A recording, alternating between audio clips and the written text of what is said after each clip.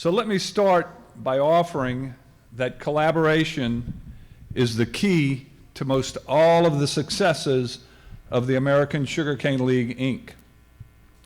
Collaboration was the key even from the very inception of our organization in 1922, when 3 Louisiana sugar organizations came together and realized that through collaboration, the whole would be stronger than the sum of the individuals. And today, as strong as the American sugarcane is, when we find partners to collaborate with, our effectiveness is magnified in an exponential fashion. Before moving too far along with talk about the league, let's talk about the 2022 crop. So the freeze certainly soured the end of what was to be a bumper crop. So instead of a bumper crop, I'll only say that we had a good crop. For the first time in Louisiana's history, as you've heard before, in our 227 years of growing cane, we produced more than 2 million tons of raw sugar. For the whole of the state, that's a good crop indeed. But for those to the west and north, there were more significant losses, or some significant losses in production. So let's take a moment to compare sugarcane to other crops, just as kind of a reminder of how fortunate we are. And I submit this: a soybean farmer from one of the northern parishes or reaches in the sugarcane belt recently, in the last couple of weeks, went down to one of the cane farmers in the south to buy an old whole stick harvester and some planting wagons to put in 1,000 acres of new cane. The selling farmer from the south said to the farmer to the north, "Don't you all realize that we just had a freeze that really dampened our crop?" And the northern farmer said in reply, "You don't understand. We just lost our 3rd consecutive soybean crop. So a slight loss to the end of our crop needs to be put into perspective as to what other growers face." Year in and year out in Louisiana, sugarcane is still the crop to grow. Our growers and millers learn something different from most every crop, and will certainly take the 2022 crop as a learning experience. With that said about the crop, let's get back to the League's work and a reminder that collaboration is the key. On the legislative and governmental front, our guest speakers Jim Wiesmeyer and Jack Pettis covered most all of that. My adding remarks to that is to say that as strong as the American Sugarcane League is in Washington, when we find others to collaborate with, our probability of success on Capitol Hill is much greater. Hence, the necessity to work with other cane-growing states and with our beet growers from the upper Midwest. Once again, collaboration is the key. Over the last 10 years, we've made significant improvements in our crop insurance product. This is the result of collaboration with the Louisiana Farm Bureau Federation and our 2 organizations finding appropriate consultants to help us navigate the crop insurance bureaucracy.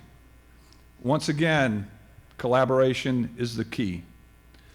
So let's switch to research and again find that collaboration is the key. Now, many think that legislative advocacy is our primary concern at the American Sugarcane League. But I remind you that the #1 priority in the mission of the American Sugarcane League is research. In the research arena, something very significant happened on December 23rd. That day may make you think about the freeze, but something much more significant happened. On that date, when Louisiana and Florida sugarcane industries got a significant Christmas present. You heard a little bit about this earlier. Recall that on December the 23rd is when the $1.7 trillion spending bill passed the U.S. Congress.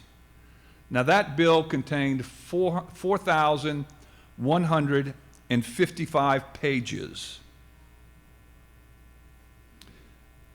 And at the end of those pages, there's something called explanatory notes.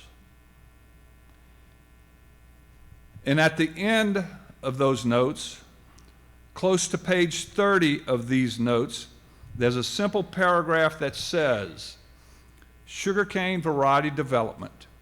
The committee, and we're speaking of the House Agricultural or the House Appropriations Committee, the committee provides an additional $2 million to support research to shorten the conventional sugarcane breeding timeline, break through the plateau to higher sugar content, and predict improvement in other traits such as cold tolerance, retuning ability, and disease resistance.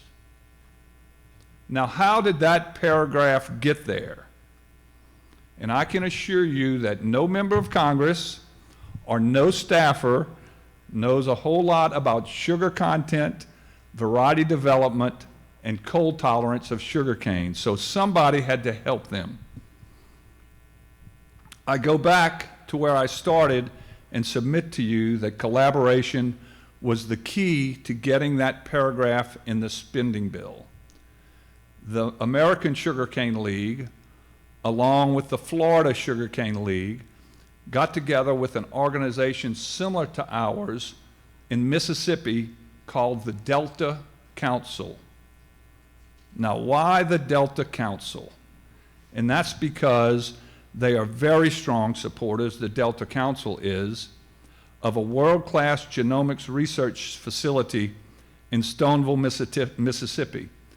And we wanted to avail ourselves of that genomics facility and the scientists there that work on this exciting, relatively new area of genomic agricultural research.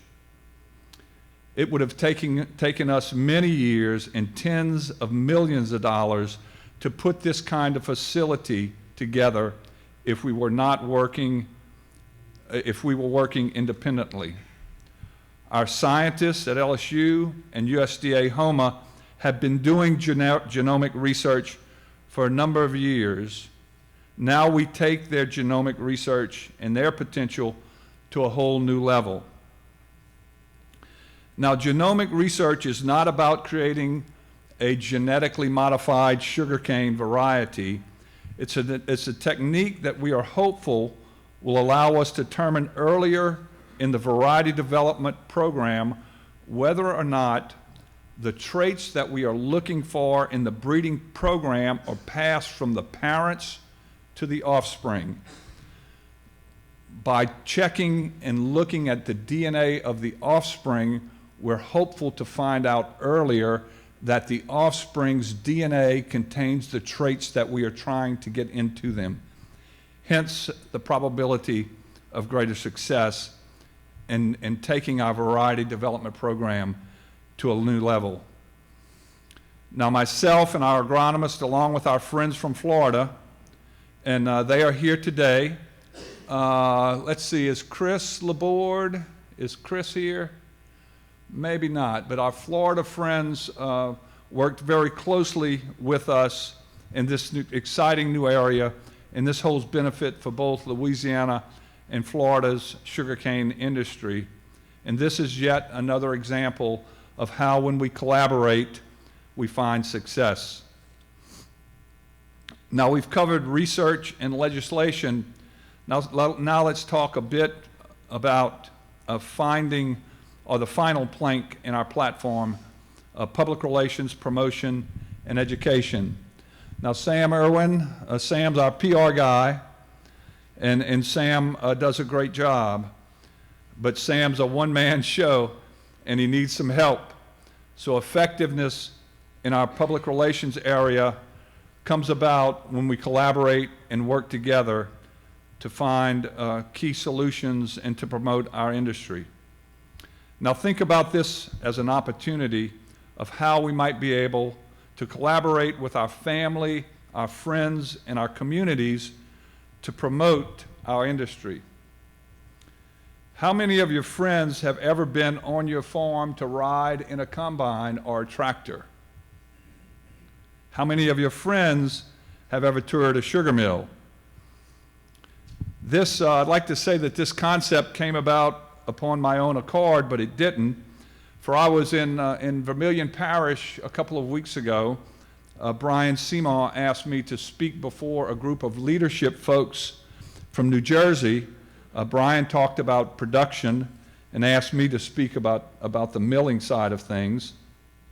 I don't know a whole bunch about milling, but I was able to get us through a nice video and talk to them about milling and how unique it is and how we take sugarcane and make sugar.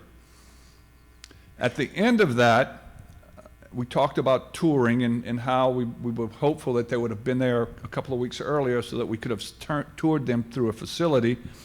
At the end, I was walking out, and a couple of spouses of some of the growers in the area said, well, Jim, that's really nice that you're bringing all of these folks from all over the country down to see the mill. When are we going to get to see the mill? So I encourage us. I know that touring a mill can be a challenging proposition, but if we can find ways to bring our friends from across the country down to see what we do and to experience what we do, maybe we should work a little bit harder and collaborate a little bit better to make our friends, family, our spouses, and our communities a little bit more knowledgeable about what we do. Let me close with this reminder. The average Louisiana sugarcane farmer provides sugar for some 125,000 Americans, and that is very, very significant. Mr. Wiesmeyer talked earlier today about the significance of food security. And I say that the way that we continue to do this is through collaboration. For collaboration is the key to continued success of the Louisiana sugar industry and of the American Sugarcane League of the USA, Inc. Thank you.